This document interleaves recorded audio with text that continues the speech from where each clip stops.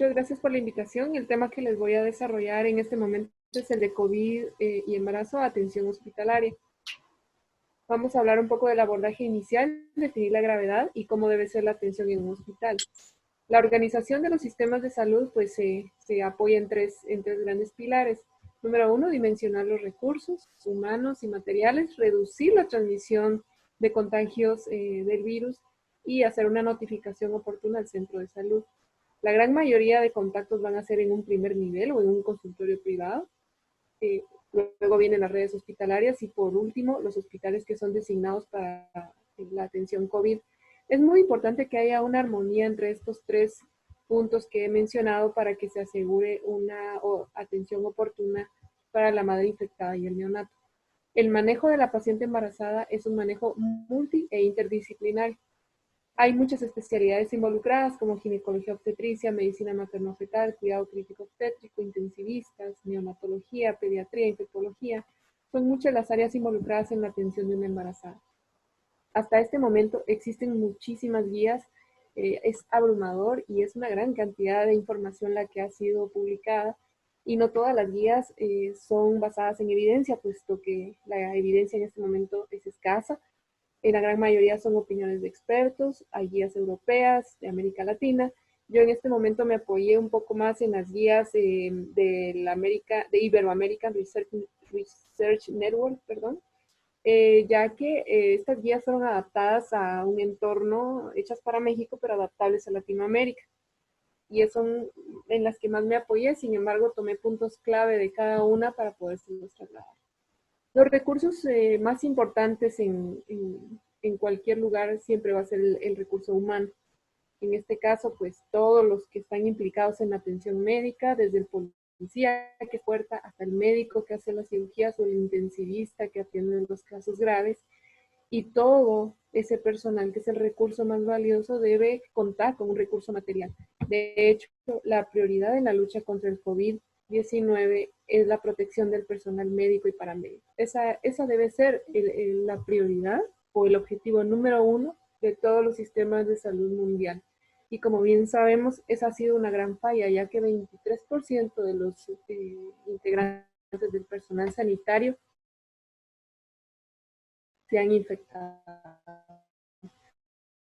¿Cómo podemos reducir la transmisión? Ya eso lo hemos platicado en la atención de la paciente embarazada. Pues tenemos que apoyarnos en la telemedicina, tenemos que evitar que los pacientes lleguen incluso a los centros hospitalarios sin acompañantes, utilizando todo el tiempo mascarilla, disponer de dispensadores de gel en todos los ámbitos del hospital, y es muy importante hacer un primer filtro con un triage telefónico, sea ya presencial en un consultorio, en un centro primario o en un hospital.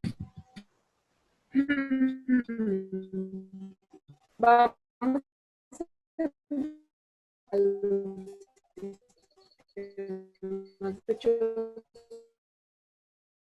a que siguientes síntomas. Tos, fiebre o cefalea que ha iniciado en los 7 días anteriores, más uno de los siguientes: mialgia, disnea, por lo menos de los dolor torácico, conjuntivitis o hemorragia, rinorrea y artralgias. Recuerden, estas pueden ser asintomáticas. La evolución de ellas ha sido muy similar a la población no embarazada y puede haber una clínica variable. En ciertos hospitales de atención, en una serie de casos, a veces casos aislados, yéndonos al área de neurología, incluso el único síntoma a veces puede ser que se presente convulsionando una paciente. La recomendación que nos hacen en estas guías es que la referencia oportuna de toda paciente embarazada se haga ante la sospecha del coronavirus. Áreas especializadas para que las pacientes tengan la atención adecuada y se les hagan las pruebas. La atención inicial, ¿en qué va a consistir?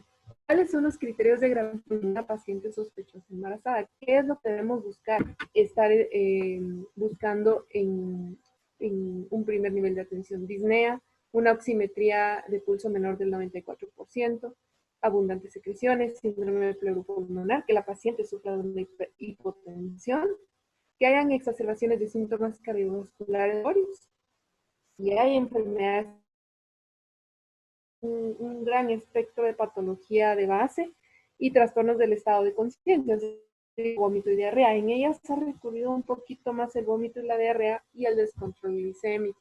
También vamos a clasificar como criterios de gravedad en pacientes sospechosos embarazada cualquier dato positivo de la escala Quick-South modificada para el embarazo de 90 y la diastólica menor de 60, la frecuencia respiratoria arriba de 25 respiraciones por minuto o alteración del estado mental o que esté empeorado. También vamos a tener, claro, datos de alarma obstétrica, o sea, no vamos a anular la patología obstétrica por la presencia del COVID y puede ser que ese sea el motivo de consulta de nuestros pacientes. Enfocándonos en un caso sospechoso que haya una fiebre mayor a 39 grados de manera persistente a pesar del tratamiento, si hay disminución de movimientos, si hay algún tipo de síntoma vasomotor como tinnitus o fosfeno, si hay una ruptura prematura de membranas. Precisamente estos hallazgos que pudieran hasta orientarnos al leerlos y al escucharlos a una preeclampsia, pero el COVID en embarazo ha simulado mucho la clínica de una preeclampsia y de hecho se están confundiendo. Los casos posibles son las pacientes que tienen una infección respiratoria leve pero sin criterio para realizar la prueba. Lo ideal es que toda embarazada sea tamizada, eso es lo que las guías internacionales nos recomiendan. Sin embargo, en este tipo de pacientes que no tienen ninguno de los criterios anteriores, que no tienen un criterio de gravedad, se puede optar por aislamiento domiciliar, pero no mandarla a casa sola, sino una paciente que debe ser monitorizada muy estrechamente por telemedicina o llamada telefónica. Nos vamos a enfocar en la atención hospitalaria.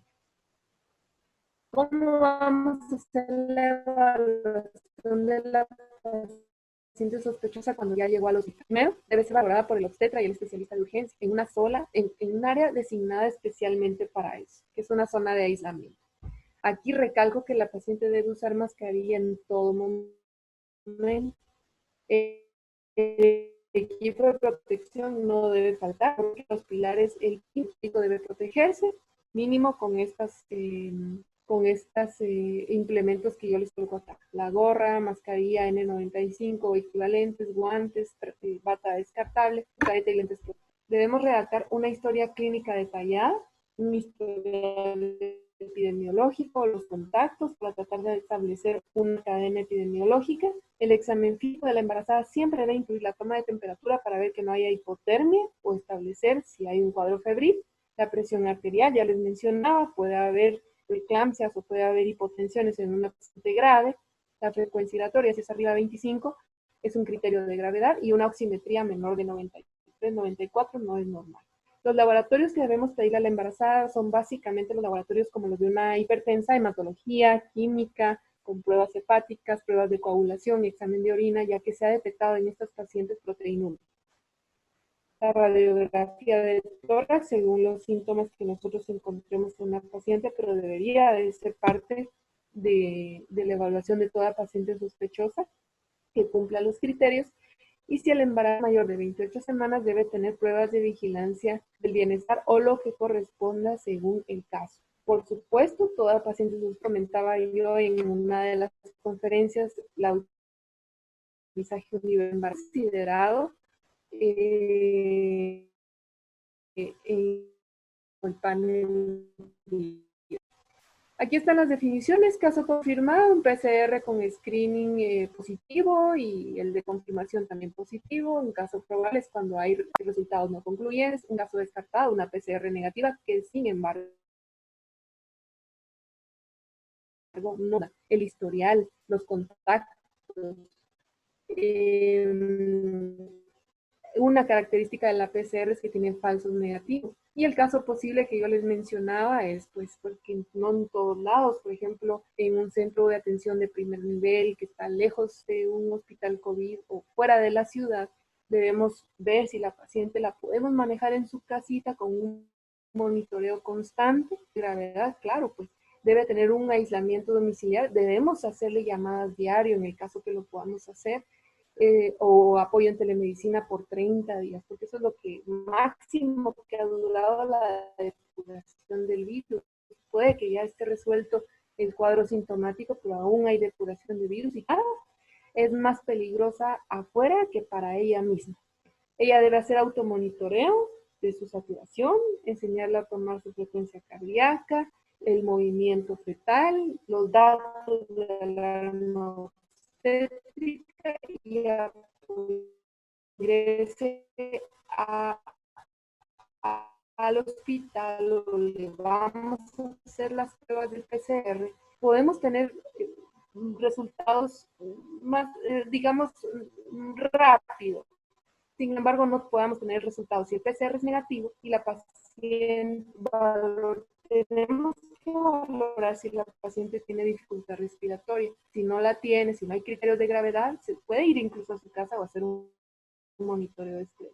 Pero si la paciente por algún motivo debe ingresar al hospital y empieza con dificultad respiratoria o le refieren su hacer imagen radiológico y de ser positivo algún hallazgo anómalo, se debe de repetir la prueba de PCR incluso con un lapso de 24 horas de evolución.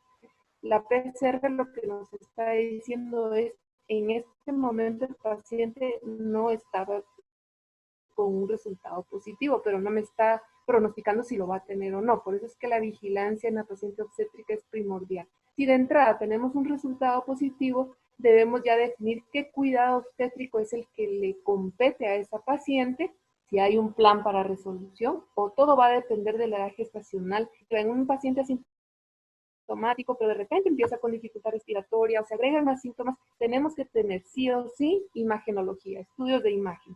Asimismo, si la paciente es resuelta, debe tener estudios de imagen en el posparto, que es donde más se han complicado las pacientes. Cuando nosotros ya tenemos el criterio de una hospitalización sospechosa, en el caso que no tengamos la posibilidad de tener el resultado del laboratorio, debemos ver si la paciente tiene fiebre por arriba de 38 pese al tratamiento, si hay datos de neumonía en rayos X, si hay comorbilidades importantes o si hay alguna indicación obstétrica para el ingreso. La siguiente pregunta es, ¿qué tan grave está esta paciente? Cuando la paciente tiene al menos un punto de la escala de Kurz 65, nosotros podemos decir, habla de los riesgos de mortalidad. La doctora más en el cuidado de la paciente grave, de la paciente, cuando le tomamos la presión, obviamente, pero nosotros podemos apoyarnos para casos como edad obstétrica, por lo menos uno de los siguientes: pérdida del bienestar fetal, por eso es importante que el bebé sepamos cómo está creciendo, si es necesario hacer un ultrasonido con los cuidados que ya mencionó la doctora Ambrose, antes de la semana, antes de, aquí era temprana, si es antes de la semana 20, vuelvo de nuevo a los hallazgos vasomotores, tinnitus, fosfenos, edema o convulsiones. Recuerden, el coronavirus puede tener tropismo neurológico. Hay casos reportados de convulsiones y manifestaciones neurológicas. ¿Existen en la estancia hospitalaria o durante el ingreso criterios para ingreso al intensivo? Muy bien. Hay criterios mayores y menores. Los criterios mayores es que haya por lo menos uno de dos: necesidad de ventilación o un estado de choque en nuestra paciente, usando las escalas que les he mencionado. Si tenemos alteraciones, por lo menos tres criterios menores, los cuales les coloco aquí para que lo puedan ver más despacio: una leucopenia, trombocitopenia, hipotermia, o sea, ya es un estado de choque. En ellas el CAFI se maneja menor de 250. ¿Y cómo debo monitorizar a la paciente en hospitalización? Supongamos que llegó por una amenaza parto y pues debemos tener un área acondicionada para este tipo de pacientes, y luego si se traslada al encamamiento debe ser lo mismo. Debe ser un cuarto aislado especial para pacientes con coronavirus. El equipo protector del personal de salud es trascendental. Las prácticas previas de colocación y de retiro del equipo, el equipo de procedimientos para parto neonatal, o sea, que contemos con todo el conjunto por si es necesario. En el área obstétrica del centro COVID debemos mantener durante la estancia hospitalaria de los embarazos de segundo trimestre, tercer trimestre, primer trimestre, de temperatura, frecuencia cardíaca, presión arterial, frecuencia respiratoria y saturación 3 a 4 veces al día. La característica de la paciente embarazada es que por sus modificaciones fisiológicas se puede descompensar muy rápido. La imagen de tórax hay que irla actualizando según el estado de la paciente y por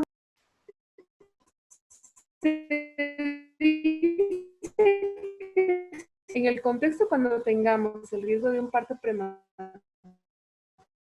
antes de la americana, dicen antes de la semana 30, pero bien sabemos que en Guatemala incluso si hay área de intensivo disponible, puede que no. Si usted tiene que utilizar los esteroides para este fin, consensúelo con obstetricia, con medicina fetal, neonatología e infectología, por los efectos que ya conocemos de los esteroides en la fase aguda de la infección. O sea, no dejan de ser esteroides y esteroides potentes como la betametasona o la dexametasona que tiene un plazo transplacentario casi del 100%. Hay que consensuarlo muy bien, ya que el uso inapropiado de los esteroides puede descompensar o acelerar el cuadro del coronavirus. Eso es algo que hay que tener muy en claro, pero para reducir riesgos perinatales, que no solo es maduración pulmonar, sino hemorragia intraventricular, taquimia transitoria, por lo menos una dosis ha demostrado reducir riesgos perinatales adversos. Ahí les dejo el link de la bibliografía para que lo puedan revisar. Otra interrogante, muchos nos cuestionan, oiga, ¿debe ser parto o debe ser cesárea? Hasta el momento no hay evidencia que las resoluciones por coronavirus deban ser de una manera sistematizada o de manera homogénea una resolución por cesárea. Las han sido cesárea, pero ha sido por indicaciones puramente obstétricas, un embarazo gemelar, parto prematuro, prematurez, descompensación de la madre, pero pues la indicación del bebé es menor a la viabilidad, o sea, no vamos a someter a una paciente si lamentablemente, digamos, que tuvo una evolución de un parto pretérmino muy lejos de la viabilidad en la que su centro le pueda aportar ayuda, deje que sea un parto vaginal. Eso va a ayudar a que sea una menor descompensación en la madre. Esto hay que tratarlo de manera consensuada con neonatología. Depende de su centro, depende de su país. También si hay un gran deterioro materno y la edad gestacional es menor a la viabilidad, pues le irá mucho mejor a una madre si lo expulsa vía vaginal, ¿verdad? Si la edad de la viabilidad es mayor, es decir, ya es un bebé de 20, que les digo, arriba de las 28, pudiéramos decir que es un punto de viabilidad, pero eso va a depender mucho de los criterios de su centro y los criterios de severidad de la madre. O sea, en conclusión, los partos no están contraindicados. ¿En qué punto de la edad gestacional se va a hacer? Debe valorarlo según los protocolos de su hospital y de las posibilidades que tenga ese bebé en su hospital y en lo que ha consensuado con los neonatólogos. También va a depender mucho del deterioro materno o no. ¿Cuándo considerar una cesárea? Si hay un deterioro materno muy franco, falla multiorgánica o choque, imagínense que una madre pase por un parto estando así, o si hay una indicación obstétrica específica, un inicio de trabajo de parto con un bebé transverso, un gemelar monocorial, si hay datos de compromiso fetal, que ha habido alta incidencia también de pérdida de bienestar fetal. ¿Cómo debo vestirme? Si yo estoy en el Dos hospital minutos, Annalise. y tengo, perdón, Tenemos 2 minutos. ok, ya casi termino. ¿Cómo debo vestirme? ¿Cómo debo protegerme? Si es paciente de bajo riesgo, ¿cómo vamos a definir bajo riesgo según estas guías, que la verdad están muy bonitas?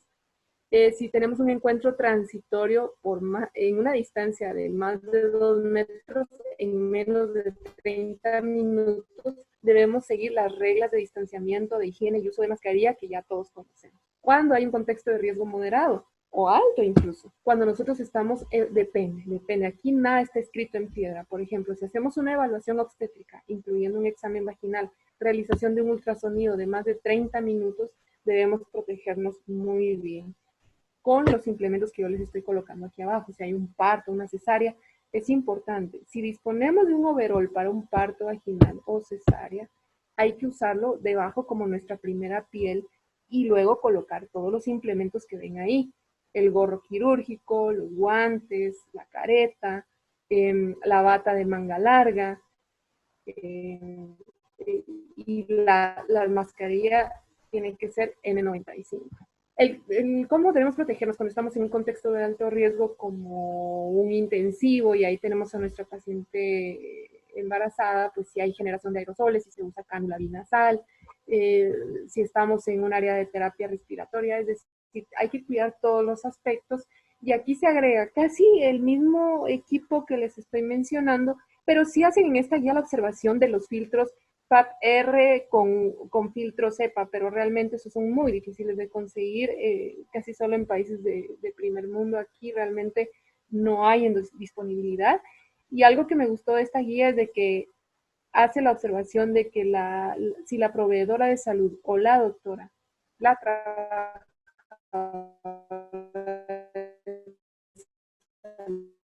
está embarazada, ella debe proteger a un lado previamente. Las embarazadas deben ser readecuadas en su sistema de trabajo.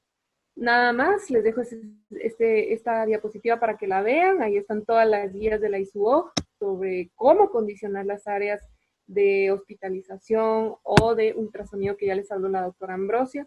Más o menos así se ve el momento de la atención de un parto. Me llama la atención que ese doctor está usando un pinar. Es muy llamativo eso, que me está acercando tanto. Pero vean, más o menos así debe ser la atención. Muy probablemente el neonatólogo que le está presentando la bebé a su mami, seguramente puede ser que sea negativo, porque pues, vean cómo la aproxima su bebé y todos con las medidas de cuidado. Para finalizar, nada más este breve esquema. Cuando tenemos una paciente en labor y tenemos un compromiso materno o fetal, si tenemos que hacer una cesárea de emergencia, valoremos la saturación materna. Si está arriba de 93, si la respuesta es no, se tiene que utilizar anestesia general con las protecciones debidas para el personal médico. Si nosotros valoramos los compromisos tanto materno como fetal y nuestra respuesta es no, tenemos que seguir vigilando la saturación. Si la mamá sigue con una saturación normal, si nuestra respuesta es sí, se le puede colocar la epidural y un parto vaginal. Ahí no habría ningún problema. Si la respuesta